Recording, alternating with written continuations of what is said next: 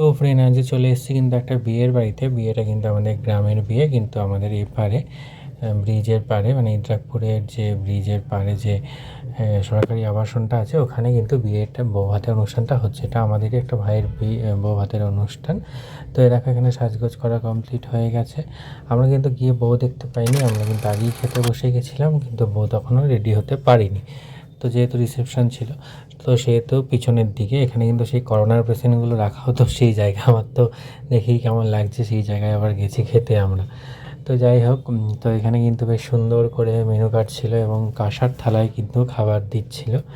তো প্রথমবারই এই সিস্টেমটা দেখলাম, জাস্ট কাঁসার থালায় কলা পাতা দিয়ে। আগে তো প্লেট ফ্লেট অনেক সিস্টেমে দেখেছি, বাট এবার কাঁসার থালায়। তো দেখো বেশ সুন্দর করে দিয়ে দিয়েছে একটা রুমাল, আর তার সাথে কিন্তু হজমোলা। এবং তারপর একে একে কিন্তু সবাই বসে যাচ্ছিলো, কারণ আমরা প্রথম দিকে বসেছিলাম। তো অনেক বড় আয়োজন, প্রায় 1000-1500 লোকের আয়োজন আছে।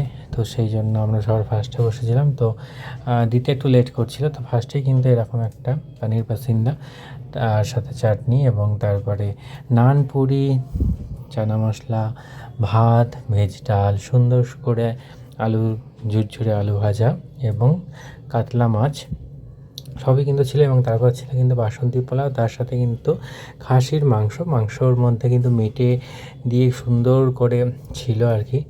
তো তারপরে মিষ্টি, সন্দেশ, রসগোল্লা, চাটনি, ব্যাপার সবই ছিল। তো এই ছিল কিন্তু আজকের ব্লগ। আমরা কিন্তু গিয়ে একটু ফুচকা খেয়েছিলাম আর পকোড়া খেয়েছিলাম, তার জন্য কিন্তু খেতে খুব সমস্যা হচ্ছিল। এই দেখো বউ চলে এসছে, আমরা কিন্তু বেরোনোর সময় বউ দেখে তারপর বেরিয়েছিলাম। তো এই ছিল আজকের ব্লগ ছোটোর মধ্যে। হ্যাঁ, তো কেমন লাগলো বলো।